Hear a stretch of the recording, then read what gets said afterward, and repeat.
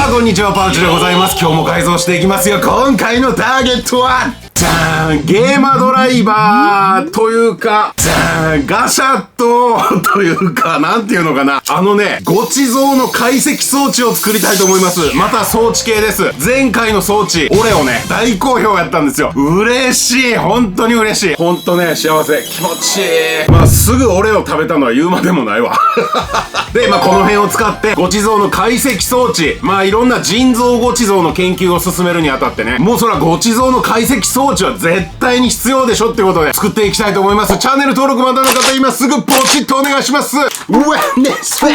さあやっていきましょうか。まずね、ガシャット、これ通常タイプとドラゴナイトハンタータイプ2つ用意しました。で、どっちにしようかなって考えたんですけど、こっちちょっとストマックの怪人体っぽいでしょ。まあ、全員がこのドラゴン系じゃないけどね。だから誰がドラゴン系なのって言われたら誰かなってなるけど、こっちよりはこっちの方がストマック系にしやすいかなと思って。ただ使う人はまだ限定してないです。誰かな、ニエルブさんか電停おじさんか、はたまたニエルブさんから菅さんが借りて解析するのかわからないけど、まあその辺が使うんだろうという設定でね作っていきたいと思います。皆さん今日の制作工程を見ていろんなこと想像しながら妄想を膨らませてコメントに書いてくれると嬉しい。コメントお待ちしてます。でね、やり方としては、まあこれがこっちかこっちかどっちかにはまりますね。この図柄がここに斜めになってる鏡に映ってこっちに映し出されるという仕組みです。こうやってね。だから指入れたら指映るでしょ。見えてる？僕の指映ってるでしょ。これを利用したいと思います。で、ごち蔵をここに入れるんだけど、このままだとこれ見てもらえるかな。ここにポッチが2つあるんですね。そうするともうごち蔵自体が入らないので、まずこのポッチ削ろう。はい、どうぞ。改造スタート。ねえ、スタートしました。もう切っちゃいますね。これ映ってんのかな。よし、これでまあごちそう入りましたね。見えてますか？まあ仕組みとしてはこういうことなのよ。ただ鏡やからちょっと反転するけどね。それはまあ術式反転的なことでわからへんけど、こうはめてごちそうがこっちが鏡に映らないといけないので、まあこういう状態ではめたいんですね。ここにこうガポッとくっつけたい。でどうするかというと、そこをねきっちりとこう合わせて、まずどのラインかなーっていうのをマジックで描きましょう。あ、マジック入らないかこれ。この辺かな。ここまで、多分ここまでを削ればいいはず。この辺までか。よし、ハンダゴティングブレードでした。よーし、これ16倍速でやってこのスピードやからね、めちゃめちゃ硬いね。プラスチックが時間かかったー。開いた。よっしゃ、グラニュート回潜入。やった、取れました。これでちょっと試しにはめてみよう。はまるかな。全然はまらない。この辺のモリッとしたとこを全部きれいにしていきます。いいよ、そんな自己主張あんまやめてほしいわ。モリッとしたとこが多分邪魔になってるから、そこを削ってスッキリさせます。穴は綺麗になったぞ。綺麗になったけどはまるかどうかやな。はまらない。なんではまらない理由はめちゃめちゃシンプルでした。敗因は分かりました。一番外側の幅じゃなくて、食って1段階下がってるこの下がり始めの背中の部分だけの大きさでやったから、それははまらないよね。単純に僕のミス。いや、もう言い訳のしようもありません。申し訳ございません。ということはもうこれ、ここいらんかな。スッてこうはめる形にしようか。短くしちゃって大丈夫なんやろか。はい、こんなにスッキリしましたけど、どうだろうか。これで入れば OK。抜けるな。ってことはごちそうに対してまたここが広いね。むずー。すごいね、大変やね。やっぱハンダゴティングで溶かしてビャーっとこう壁面を広げると安定感増すかな。わからんけど結構広がったのわかる？ちょっとはまったか。ここがもうちょっと握力強くなればな。一応止まってくれてるから、このままガチャッとはまるかな。はまらないのかい。おい、はまらないか。なんかつっかえてんな。ここか？これか？この幅が良くないか。スロットに当たらないようにスッキリさせる。さあ、もろもろ調整してごちそう止まってくれるか。挟まりましたね。かわいいやろ。で、こっから入るか。おー、どんな感じ？入ってる？ちゃんと入ってる？おーやった。これうまくいったんじゃない？ちょっとぐらつくね。ちょっとぐらつくね。他のパターンでも試してみよう。チョコレートちゃん。ずれるな。グミタイプでもチョコタイプでもどっちでも入るようにここを今削ってるんですけども、これはどういうことかというと、今グミタイプに合わせて削りましたね、最初。で、チョコタイプを見てみるとグミタイプよりも背が高いと。だからグミタイプに合わせたこれだと、チョコタイプの場合引っかかるんですね。で、上を削ってスペースを広くする分には、グミタイプには影響ないだろうという予想で削ってます。多分ね、いけるいける。よし、微調整して、いきます。頼む頼む。斜めになってないこれ。OK です。入りました。やったあともう一種類。もうこの拷問みたいな、やべえやつみたいなことするけど、エグゼイド。どうですか？エグゼイドタイプは、ここが使えちゃうんだね。ってことは、ここをちょっと反対こってギュンギュンギュンギュンギュンギュン。これで溶かしてみよう。こっちにはもうガシャッとはめないからね。多分影響ないと思う。よし、しっかりとホールドして。いらないか。そっか。もうこのガラス、もう全部やらなあかんわ。ということは、一回これ分解して、ここのガラス外すのと、多分ここもね、いらんというか、ここ割りたいんよね。先に言っちゃうと、ここ割りたいと思ってるから、その辺も一回分解した方がいいかもしれん。取れました。この構造もいらないんですよね。だからこの辺もええわ。取れた。鏡出てきました。ここ。取れました取れました。で、これがいらない。さあ、こんにちは、パウチでございます。前回ここまで作りました。バラして終わりっていうね。いや、改造してたのよ。解析装置って改造してたんだけど、なんかね、これじゃない気がするなって思っちゃって、もうバラバラの状態です。で、今日はこの続きなんだけど、続きというか、続きも違うな。どう言えばいいのかな。別の可能性を試したいと思っちゃったわけですよ。でもね、例えばこういう形で、ご地蔵をここに入れると鏡に反射してメインモニターに映るという、この機構は気に入ってるんです。だから、この案も捨てたわけじゃない。そして同じような案でもう一パターン試しておきたいなというのがあります。じゃん、ビヨンドライバー。これも古典でいただいたものなんですけど、これもね、同じような仕組みでしょ。ここにはめたものがこう映ってメインモニターに映し出されるという同じような機構なので、ちょっとこれでも試してみたいなと思います。はい、チャンネル登録まだの方今すぐポチッとついでにグッドボタンもお願いします。ここにメインモニターにご地蔵を映すために、ここにご地蔵をはめるんだけど、これライドウォッチがはまりますね。で、ライドウォッチにご地蔵をはめてっていうのは普通に考えるとそうなるんですけど、その必要もないなと思って、もし可能であれば、じゃーん、これもうだいぶ前に改造したやつですけど、このご地蔵ホルダーちゃん、うちに1個だけあります。貴重なホルダーです。これを使いたいなと思いまして、まずこれを分解していきましょう。すごい音鳴った。これ外して、ここほらガッチガチに留めてやんね。こうやってね。掘り出せるかな。オッケーオッケー。すぐいった。よかった。やった取れた。それでこのホルダーをここに貼り付けて、これだと厚すぎるんですね。厚みがありすぎるので、もっとコンパクトにしたいんだけど、これね、ご地蔵外すとわかるんだけど、ここにご地蔵をカチッとホールドするためのスプリング入ってて、こういう機構があるんですよね。これがね、分解すると死んじゃうんじゃないかと思って、ここだけで大丈夫か。これは何なの？ご地蔵をホールドするためのスプリングのすぐ上にあるこの謎パーツ。なんやろうね、これ。手を回すためか。これでいらなくなるのね。これついたままで無理かな。こうして。いや、これはこれで好きやねんで。ちょっとだけ覗いてる。ちょっと支障あるよね。これ良くないな、多分な。もっと奥にやらなあかんのか。ほんならここ関係なしに、これだけで入ってもらって、割といい感じですね。そっか。じゃあこれをガチャン、いやでもガチャンってやりたいよな。でも、これをここにはめるという方向で、多分いける気はする。このストッパーだけ活かしといて、ここに貼り付けるというのを考えましょう。いらんとこ聞いて、ここやな。真ん中っていうとここです。これをこのまま、こうしたいんだけど、ガチャンってやるときにここに引っかかりますね、これがね。できるだけホルダーの原型はとどめたいけど、しゃあないですね。邪魔なとこは切り落とします。さあ、どうだ？どっか当たってんな。ここが当たってる。こうやってね、微調整を繰り返して結構削りましたけど、なんとか干渉する場所はなくなったかな。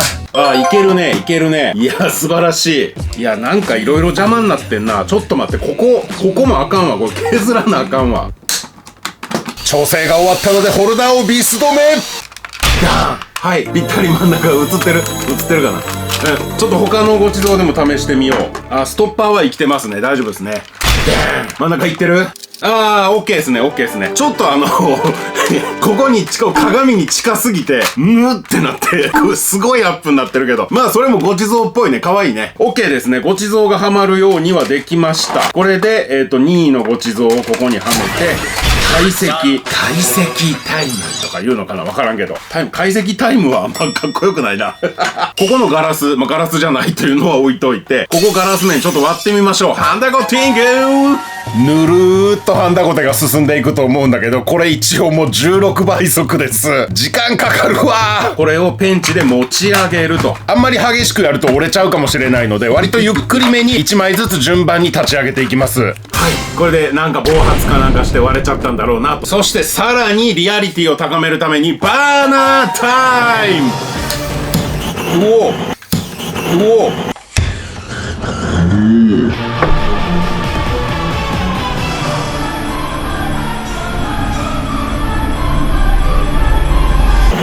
びっくりした。でちょっとこう中にねもう火力のせいで話入ってこうへんって。まあバーナーを当てたプラスチックが柔らかくなるので、その柔らかい間にもう一回ペンチでグニュグニュっとこう引っ張ったりすると、より動きが出て面白いよっていうことを言いたかったんだけど燃えちゃってるんだもんこんな感じで動きも出て、こんなんす。ああ、いいですねもう一回ご地蔵はめてみて、ザーン。どんな感じ？ご地蔵見えてる？まあ一応見えるね。今んとここうなんですけど、確実に物足りないよね。わけわからんね。その塗装してどうこうとか、もうそういうことじゃなくて、いろんな装飾品をこれから足していかないといけないと思うんだけど、例えば、こんなんとかね、ガブの顔貼り付けてくださいっていうコメントもポツポツいただいてて、面白そうだなと。あとはこうして、ここに下顎つけて、こうガブッといくみたいなイメージもありかなという気はするけど、でもこの場合だと、お子ちゃま用のちっちゃいガブあるやん。簡易版みたいなやつ。ああいうの貼り付けるとバランスもいいかもな。これだとちょっとでかいからね。どうも、編集中のパウチ、ヘンパウです。さあ、今言ってたミニ変身ベルトガブ、早速買ってみて、はい、やってみました。結論から申しますとね、全然ダメです。これミニ変身ベルトガブが悪いんじゃないよ。もうバランスが悪すぎるっていうね。そういうことです。もともとこのビヨンドライバーを縦にした時に、これに見えたんですよね。これっぽいなと思って。で、ガブガブってやる感じにすると、ちょっとガブと関連付けられるかなと思って、で、こんな感じで、よっしゃ、縦やガブやっつってやってみたんだけど、ダメだったというね。でも一個方法として、もしかしたら、ここがやっぱ目に見えるやんか、当然。ここ第三の目チャクラかな、わからんけど。で、これが普通の目に見えるから、それをガブっぽく塗装して、この両端の耳のあたりに、この耳パーツをね、つけるとか、なんかそんな感じでガブっぽくなんのかなとも思うし、でもこれガブっぽくする必要あるかなというのも一方で思うわけですよ。だからちょっとこれはね、今瞑想状態です。走り回ってます。だから一旦これ置いといて、こっからは、この動画残り少ないんだけど、最初のゲーマドライバーに立ち返ります。動画この調子で最後まで見て、終わんねーす。いや、いける思ってんけどな、あかんかったな。ここでようやくこっちに戻ってみましょう。いやー大変ですね、なかなか。でもこういう改造もいいでしょう、たまには。パウチ瞑想してんだなっていうね。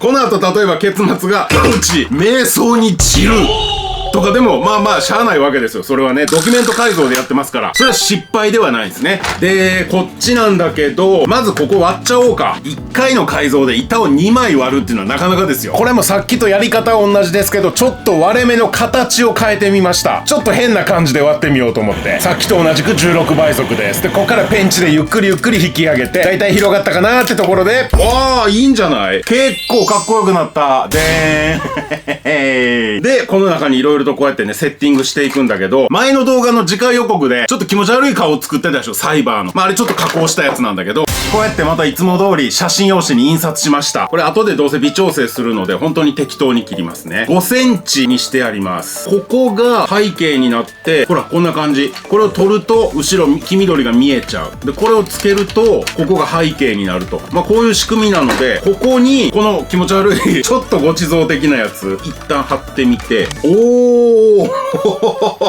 割といいんじゃない？ほら、怖いね。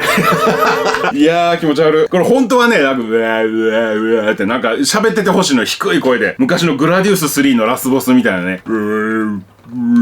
つって自滅していくね。意味わからんやつ。そんなのがあったのよ。いや、なんか急にこのパーツかっこよくなったな。すげえな。前回の続きです。この解析されるでーっていう顔にめがけて、ご地蔵が入ると。ガシャットに釣られて、ガチゾウって言いかけた。ガチゾウって何？もうずっとガチやで。あとね、もう一個思いついたのが、このアームにね、このようにうちには改造に使うためのソフビがたくさんあるんですけれども、この中から優秀な手を選んで、優秀な手を選んで、手を選んで、手を選んで、手を選んで、手を選んで。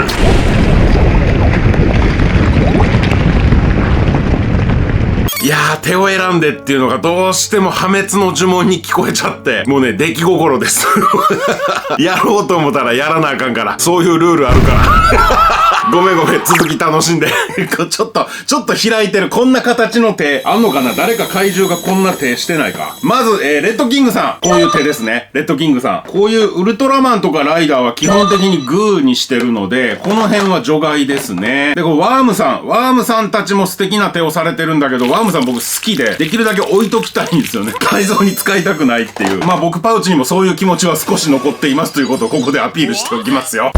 アマゾンさん、素敵な手ですね。アマゾンさんいいですね。これね、モノマネ芸人の足部さんにいただいたやつだね。足部パワーここで使うか。足部さん天才的にモノマネうまいから、あの人すげえわ。足部パワー使おうか。よし、アマゾン腕。簡単にちぎれた。ちぎれたんじゃないか。ハマってるやつが取れたのか。残酷な道は少し回避できました。それで、ご地蔵をこう手で持ってるみたいなニュアンスにしたいなと思うんですよね。で、この手の形を少し変えるために、熱湯につけるとまず柔らかくなるので、それで形を変えて冷水にずーっと固まるまでつけとくっていう方法もあるんですが、僕はやっぱり一応痛いので、待ってられないんですよね。時間かけないことはかけずにやりたいっていうことで、ヒートガン！これで一気にやります。ただこれね、慎重にいかないとね、なかなか熱しすぎてぐちゃぐちゃになるっていうこともあるから、これ注意が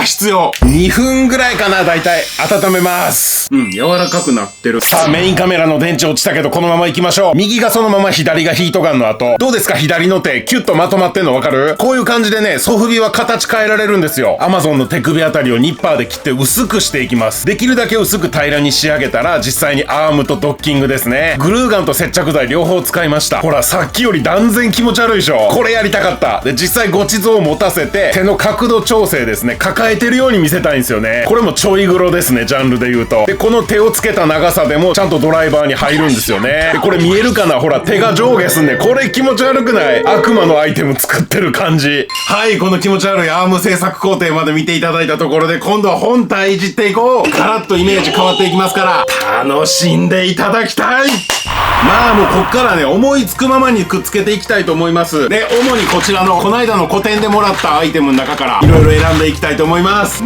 本当にいろんなものをいただきまして、個展以外でもね、今まででもいろんなものをいただいてきてるので、それはポツポツ使ってるんですけど、個展終わって1ヶ月以内っていうので、このアイテムかなと思ったんですけど、これもう、メテオドライバーですね。すごいパワーアイテムです。これをね、なんとか使いたいんですよね。この辺、どう？ガチャンってやると解析スタートみたいな。これ来た！斜めや！これや！絶対これ！斜め！もう、やった！すごいの思いついたと思う、僕今。こうだわ、斜めだわ。思い切ってビス止めいこうか。やりすぎた！これビス1本でいけるな。いいですね。次のパーツ、の見つけました！これ、ここいいんじゃない？エナジーロックシート。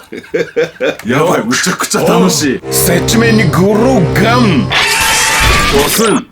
で、こっからさらにこの上に何か貼り付けちゃうと、ここ斜めに飛び出てる感が薄くなっちゃうから、上はもうなしですね。やるとしたら薄っぺらいパーツをワンポイントでつけるぐらいかな。あと、こっちか、この辺ですかね。ガイアメモリの力借りてる説あるかな。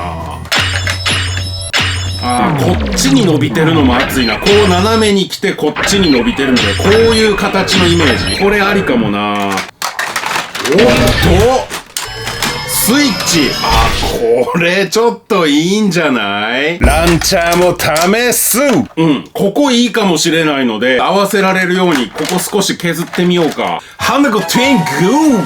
スイッチいいよね。豊富なデザインとサイズ感がかなり魅力的。ニッパーで整えて、僕ここのね、コンセントの部分すっごい大好きやから、ここは削らないようにしました。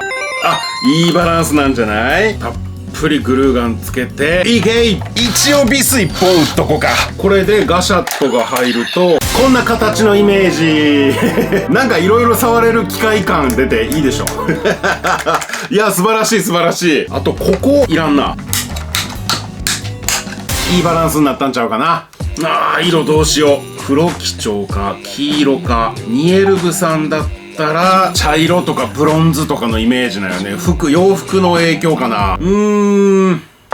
まあ、試しに塗ってみないと正直わからないので、ターナーさんにいただいたアイアンペイントアンティークブロンズ。これいってみよう。黄緑のところをブロンズにしてみます。この後シルバーとか黒とかの細かい塗り分けはエアブラシでやってもいいし、こうやってトントントントン筆でね、叩くだけですっごい金属の質感になりますからね。このエナジーロックシードのストロー部分はクリアのまんまでできれば色を変えたいので、できるだけ色つかないように気をつけて塗りましょう。こんな感じでチャチャチャチャチャチャっとやってね。まだ全部ではないけれども、まあ一応こうやって塗ったとして、バーナータイム！塗料をバーナーで炙るとすぐ乾くというのと、あとボコボコしてきて独特の質感になるんですよね。ボロボロな感じ。まあその質感は良かったんだけど、なんか色がね、ブロンズ一色は違うかなと思っちゃって、今からでもまだ遅くない。一回全体をブラックにして、そっから部分的にブロンズにしようかなっていうね。結局塗装ブースです。でもこれね、塗ってみて分かったけど、下地のブロンズが効いてて、黒がいつもより渋くなってんのよね。だからこの切り返しは成功やね。もともとシルバーだったところを中心にシルバー部分を増やしてって、差し色としてメタルパープルですね。これが効果的でした。かなり闇感出てるね。で、さっき言ってたストローの部分はクリアパープル。下地の青が効いてて、他の紫部分とはちょっと違った色合い。これはこれでかっこいいね。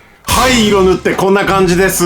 闇菓子みたいに大理石塗装やってみたんだけど、表面がボコボコすぎてあんまり大理石感出なかったね。でもここツルツルのとこやると、まあ本来なら大理石塗装こんな感じで綺麗に出るんだよっていうことをお伝えして、まあこれはこんなもんかな。でもやっぱね、要所要所にコード這わせたいなっていう思いもあって、でもコードいらんかないるかなどっちやろ。あとそのコードもね、黄色赤黒とか、そうカラフルに行くのか、例えば黒と白だけとか、まあいろいろ考え方あるよなと思って。さあこんにちは、パウチでございます。前回これを作りました。これのいろんなところにコードを這わせるかどうかっていう話をしてたんだけど、まずこれは置いといて、こっち仕上げていきましょう。ビヨンドライバーのご地蔵解析装置ということで作ったんですけど、解析装置じゃなくてなんか攻撃用とかね、出力用アイテムじゃないかっていう風に思ったので、まあそんな感じで改造を進めていきます。チャンネル登録まだの方今すぐポチッと、そしてグッドボタンもお願いします。で、これ通常はこの横型で使うんだけど、思い切って縦にします。ここがやっぱ口に見えて、そして目っぽいっていうので、顔に寄せたいなというもう僕の欲求です。ここガラスせっかく割ったんだけど、こんなに出てる必要ないよなって、なんかこれを口だと捉えるならば、なんかボコーンって口の中に無理やりなんか突っ込まれてるような感じでね、ちょっと気持ち悪いなと思うので、これを外したいと思います。そんな綺麗に外れるかどうかわからないけど、分解します。ここ、分解の時こう裏返してやんねんけど、ここが割れてるから全然安定しないな。そっか、こういう弊害あるか。まあまあいいや、行こう。ビス溝が潰れて空回り？なんでこんな全部空回りすんの？なんかすごい3箇所も空回りすんねんけど、そんな昔のやつじゃないよな。外せるとこ外す。いやーあかんわ、もうネジ潰れちゃってる。だからまあグルーガンで留めるとして、ハンダゴテで熱してギャッと取る。ハンダゴテインギュー。こうやるとビスが温まって、ジュワーっとプラスチックが溶けていくんですよね。だから当然ビス穴は死ぬんだけど、ビスは抜けると。背面パーツがビスを突き破るってことね。よっしゃ、取れたー。やった。この辺も取らなあかんのか。これが人型になってんのね。で、このウォズの側と合わさってっていうことで。なるほどなるほど。これで投影されんのね。これ切っちゃおう。ウォズくんの形になってたのを切って四角くします。このビス、これを外せば、外せるとこ全部外してみます。側だけ。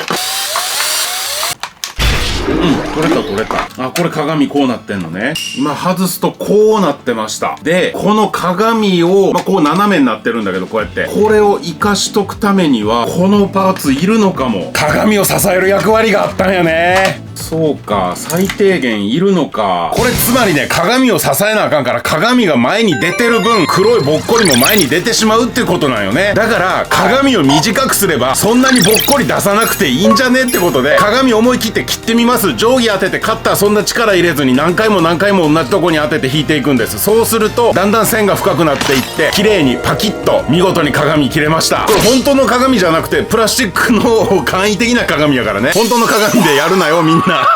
ここグルーガンで止めちゃおう。この列にこうブリブリっと引いて、違う、逆、こっち。こうです。これで鏡自体はもうくっついた。鏡の高さ問題は解決したので、こっからぼっこりをはめるだけと思ったんだけど、鏡とぼっこりの微妙な位置バランスが変わっちゃったみたいで、バラバラにパーツ分けしてます。これで、パーツごとにこうやって、ほら。ここを、わっとこう、覆えればいいから、こういうことでいいんですよ。ほら。で、壊れたボロボロ感も出るしね。4枚のパーツで囲って、それっぽくしました。ガラスをはめるとなると、まあこんなんなんだけど、ここを口にするつもりなので、口の中なんか痛そうやなっていうのもあって、はめるかどうかはわからない。じゃ一旦置いときます。はい、戻りました。ちょっと鏡の中がね、歪んでるんだけど、斜めになってるよね。でもこれはこれでいいかなと思います。歪みも大事な要素と捉えて。さあ、口の中のこの黒いのが奥に少し低い。もう一回行こうか。さあ、口の中のこの黒いのが奥に少し引っ込んだところで、今度はミニ変身ベルトガグ、お子ちゃま用のね、前回の動画で買ったけど全然ダメでしたって言うたやつ。これをもう一回挑戦。ここにこういう風につけたい。これで、よし、ちょっとここ溶かそうか。ハンダゴティングー。ここをね、若干平らにします。というか柔らかくしてビチャッといきたい。で、ビチャッと。これで形だけ合わせといて、グルーガンで、はい。ここがやっぱぼっこりしすぎてると思うので削っちゃおうか。ジューシー。よし、いった。はい、すっきりしましたね。で、これをここに、どうですか？悪くないって感じかな。これちょっと上にずらすと、割といいかもね。まあこれでこの下全部真っ黒で塗れば、きっとこれが強調されると思う。多分ね。今んとここんな感じです。この目のパーツね。まあこれなんだけど、これ入れ忘れて組んじゃったから、目が空洞になってるんだけど、これはこれでいいかなと思うんだけど、なんかやっぱ目のパーツ入れたいよね。ちょっと後で考えよう。で、ここまで行ったところで、はい、こっちに戻りまして、ほい、コードつけていこう。基板と線を漁っていると、コードじゃないけど、こんなんありました。当然のモジュールセット。これの中からもなんか付けられたらいいね。で、コード類はここにたっぷりあります。この辺の透明パーツも一応出しとこうか。はい。今までの改造の基板がこんな大量にありましてね。この中から面白そうな線をつければいいかな。いいですね。これ最高。これつけよう。いろんなコメントいただきまして、言っちゃうとバラバラでした。なので、やっぱこれはもう自分を信じて、僕の好きなようにつけてったらいいんだなという風に解釈しました。コメントいつもありがとうね。で、コード類はもう地道につけていくしかないので、例えばでこれ一つつけたいと思います。こんな風につけるんだよっていうのね。例えばここに一本つけたいなーとしますね。まあ、例えばというかつけるんだけど、その場合、ここに少し穴を開ける。で、ここにグルーガンちょっと入れて、これを突っ込む。少し入り込みました。これ束になってても1本でも一緒です。今度はこっち。まあ、スイッチのこの辺につけるとしまして、ここに穴を開ける。グンっていくのもいいし、ちょっとこうやってたるませるっていうのもいいけど、僕はたるんでるの好きなので、体がやかましだ。まずここグルーガンつけて、突っ込むと。はい、こんな感じでコードつきました。あと1本ぐらいいっとくか。こういうね、まあネットでまとめていっぱい買うのもいいし、100均行くとこういうの売ってるので、これでもいいと思います。コードが変わってもやり方同じ。ゴティングで穴開けてグルーガン塗って線を刺す。そしてこのコードがどこに行ってんのかなっていうのを自分の想像で突き止めてから、そこにもゴティングで穴開けてグルーガン塗って突き刺すと。もうほんとこれの繰り返し。はい、こんな感じ。で、同じ要領でどんどん増やしていったのが、はい、こんな感じで色々くっつきました。基板とコードね、それぞれ這わせています。どうでしょうか。まあ、こんな基板剥き出しで作るなんてことはまずありえないことなんだけど、ここはファンタジーってことでね、基板設置してますが、この基板だけ一応クリアカバーに守られてるというね、横はでもこう傷いってて、なんかあったんだろうなっていう感じ。これがやっぱ重要パーツらしいので、色々コードを繋がってますね。まあ、本当のこと言うと、重要パーツで剥き出しのコードはありえないんだけど。ファンタジー全振りしてます。まあリアリティを追求するもよし、そしてこうやって雰囲気重視でいくもよしってね、まあそれは改造する人の好みかな。はい、よかったらこの手法を真似してみてください。じゃあ次このガシャット、いやこれもねいろんなアイデアのコメントいただいてました。ありがとう。でやっぱりこっちに雰囲気をある程度合わせつつ、こっちの色味とは少し違うんだよっていうのを見せた方がいいかなと思うので、闇菓子塗装というか大理石塗装してみようか。塗装ブース行こう。まず全体を真っ黒にしていきます。で目の部分だけ残そうと思ったんだけど無駄な抵抗でした。マスキングはしませんごちそうを捕まえるアームも全部真っ黒にします。続いて大理石塗装の要、100均の安いウェットティッシュ、これ引っ張ると網目が伸びるんですよ。であんまり穴開けすぎてもダメなんだけど、まあ大体僕はこんな感じかなーっていうのでいいとこでとどめといて、塗りたいものにファサッとかぶせる。でティッシュがあんまりたるまないように裏からちゃんと引っ張った状態で全体に拭くんじゃなくて部分部分で拭いていきます。なんとなくバランス見ながら、まあこれも好みですね。でティッシュを取るとほら綺麗でしょ。こんな簡単に綺麗にできるんですね。これが大理石塗装です。ちょっと鱗っぽくも見えるね、ドラゴンやから。なかなかいいバランスでできたんじゃないでしょうか。で反対側も同じ感じで部分的に拭いていきます。反対側だけ一箇所に集中っていうのでもかっこよかったかもね。まあ今回こんな感じにしました。で例えばこの鼻の上がちょっと足りないなって思ったらまたファサッとかぶせてチャーっと軽くで剥がすとほらもう綺麗でしょ。すごい簡単にできるんです。ここももうちょっと増やそうかなってなったらまたティッシュで覆ってシャッと拭く。ほら綺麗でしょ。もうねすごいカジュアルに考えていいと思いますよ。この大理石塗装は全然ハードル高くないからやってみて。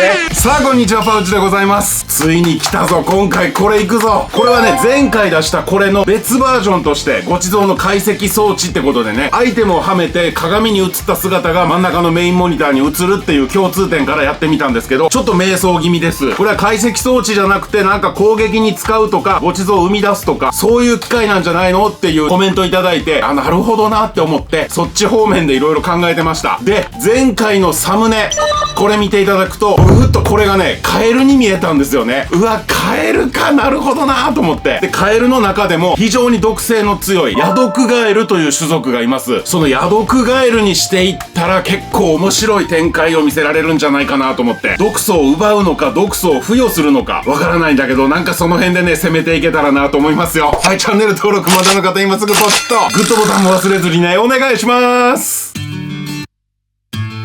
Tokusatsu Exhibition。さあ行きましょうか。で前回からの変更点としてこのパーツをひっくり返しました。まあひっくり返してビス止めしただけです。そんなに大きな違いではないですね。でまず僕がずっと言ってたここが目に見えるっていうやつね。ほんでここ第3の目ですかみたいなこと言ってましたけど、それをちょっと発展させてダンこんな感じどうかなと思って、これはいつもイートライダーシリーズで使ってるレジンで複製したガブですね。ガブがガブを食べてるみたいなね、ちょっと複雑な構造で行ってみようかなと思います。でなおかつこの耳はいらないかな。やっぱ特徴的なこの目と顔があればガブってわかるので、この耳はどっかにつけられたらつけたいですけど一旦いらないかなって感じで、じゃあこれくっつけちゃいましょうかね。この刃は先につけちゃった方がいいですね。グルーガンブリブリーっとグルーが熱いうちにビタッとくっつけよう。そしてまたグルーで装置に顔を貼り付けていく。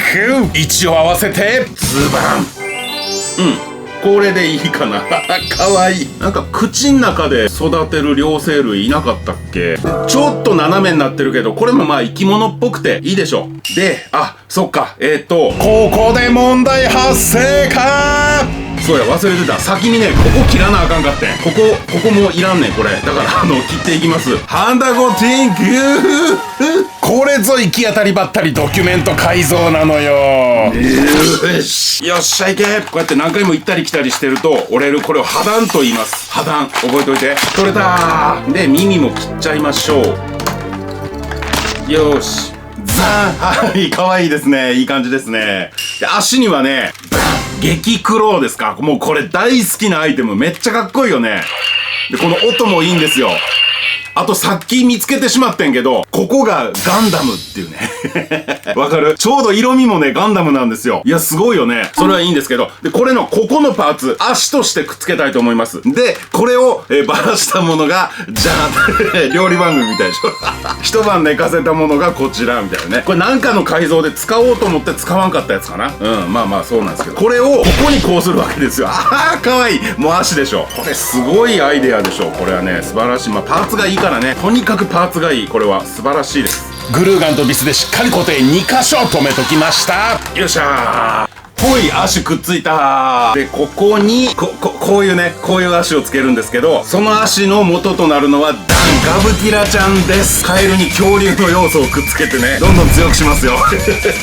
そして、足先、要は指ですね。指の表現なんですけど、こういうものを使おうと思います。プラモデルのランナーっていうんですか？周りの棒ね、細い棒ね。これ結構前にね、プラモいっぱいいただいたので、それを使わせていただきたいと思います。ありがとうございます。本当はこのプラモの中身をね、普通にプラモ作りするときは取るんですけど、僕は今回周りだけを取っていくというね、非常にトリッキーな手法でいきたいと思います。ランナーを一本の棒に仕上げていく。このゾイドのカバーパーツね、これを使いたいんですけど、まあ赤がいいよね。いや、いろんな色使うのも面白いな。で、これをここにこうやって、いや、もっと丸でかい方がいいな。ゾイドのパーツだとちっちゃいか。印象がちっちゃいな。そうか、もっと丸くてでかいパーツなんかないかな。まあでも基本的な足としては、こうするとカエルっぽくなるかなと。いや、ここやっぱちっちゃいな。どうしよう。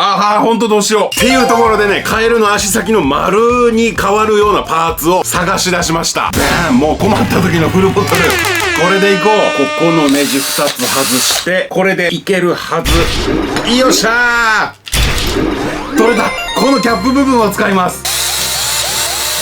よし、キャップがこんだけ取れました。全部で6つですね。これをうまいことこう半分に切れば、多分ね、使えると思うよね。グルーガン塗って、棒にくっつけてみる！でん！こんな感じ。どうかな？これでいけるんちゃう？いや、ここやっぱ溶かした方がいいな。ハンダコッティング。忙しいね。これを足の指6本、手の指6本で全部12個作らなかった。いや、これは大仕事やで。いいのかな？こんだけ手間かけて効果的か？本当にこれ。いや、これやめるなら今やで。外した蓋も無駄にならずに済むしね。ちょっと考える。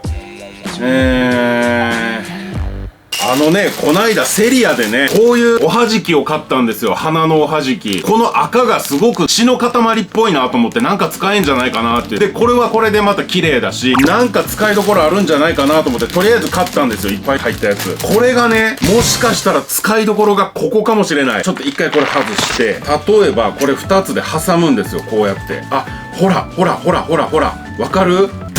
こんな感じ。ちょっとそれっぽくない？これでいける気がするな。でもなんとかお花の形をごまかせないかなと思っていろいろ触ってたらすごいことに気づいた。そっか。これさ、この花柄からちょっと2つをずらすだけで割と円に見えるわ。わかる？これでいこう。いやー、面白いこと思いついた。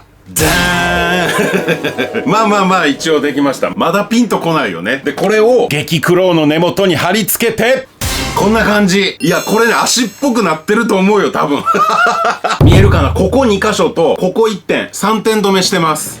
ぬるーっと塗装工程入ってますけど、今回のこのカエル、ヤドクガエル、いろんな種類いますが、僕はね、やっぱり一番どぎついなと思う、イチゴヤドクガエルの色にしました。普通生き物っていうのは自分の身を守るために、身を隠すために派手な色は避けがちなんですよね。でもものすごい強力な毒を持ってるから、怖いものなしなんですよ。だからもう派手な色で関係あるかいっていうので、大自然の中でどぎつい色になる。これが毒性の強い生物の特徴なんですけど、そのヤドクガエルたくさん色のバリエーションある中で、やっぱりイチゴヤドクガエルっていうのが一番強烈だと思うんですよね。で、ガブの目と歯は両方ゴールドですね。これやっぱ赤が暖色なので、シルバーよりもゴールドの方が黄色みというかな、暖色味があるからゴールドにしました。で、ボディの緑と黒に赤が乗りにくかったので、一旦シルバー、下地としてシルバーにして、そこからキャンディー塗装じゃなくて普通のレッドを吹いてます。これで簡単に色が乗りましたね。下地としてシルバーにするっていうのは僕がよく使う手法です。で、ゴーストアイコンね、これが面白いでしょう。普段透明のパーツに色をつけるだけで全然イメージが変わるんですよね。ここも赤とゴールドで統一。瞳の部分にも赤を吹いて赤系で統一させます。そして足はね、全体に青ですね。で、この激クロウの縦の線、これがね、金組織みたいだっていうコメントいただいて、いや、僕ね、この激クロウの足の縦線めっちゃ気に入ってたんですよ。すごくいいデザインやな、しっくりきてるなと思って。でもこの金組織みたいっていうコメントいただいて、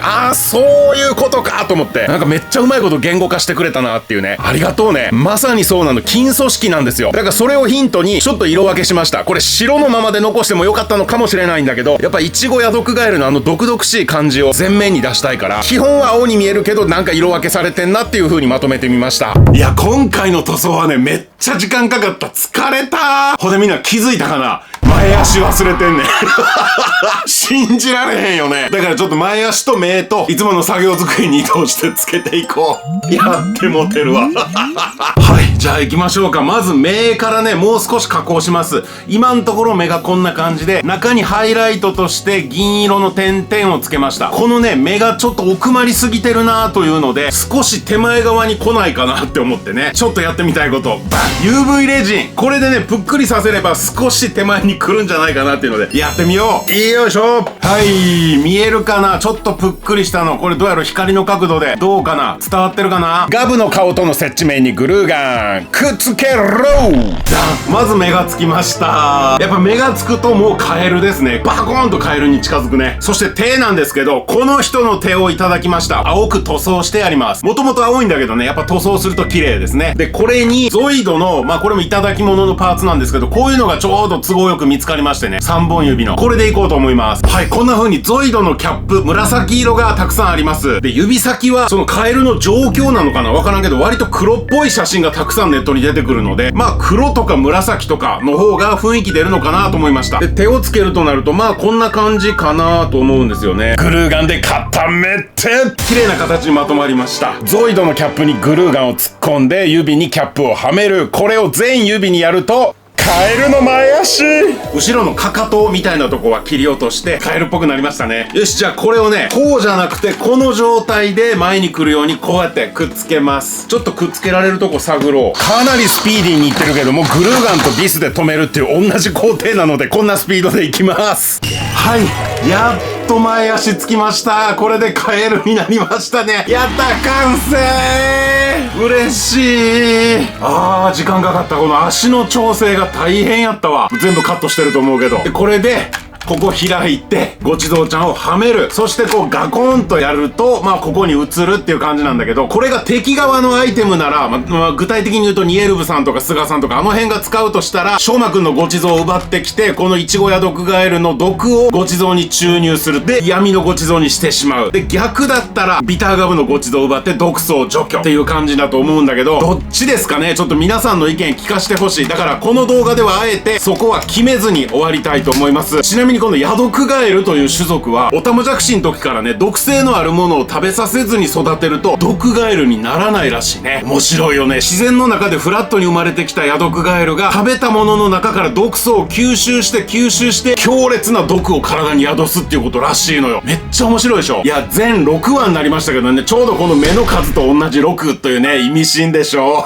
最初からパウチはこれが分かっててやったのかそうではないのかというね。あとこのシリーズで作ったアイテムをこう全部コードで繋げてなんかするっていう案もあったんだけど、それは一旦置いときます。はい、全6本の動画をまとめてみました。いかがでしたでしょうか？このカエルはね、コメントでチョコルドの毒素を抜くんじゃないかっていうのをいただいて、今のところそれが一番しっくりきてるかな。一時期ハンティが苦しそうでもう見てるの辛かったからね。で、ちょうどそのぐらいに出した改造シリーズかな、これは。皆さんのコメントで僕の改造品は変わっていきますから、これからもよろしく。作るって楽しい！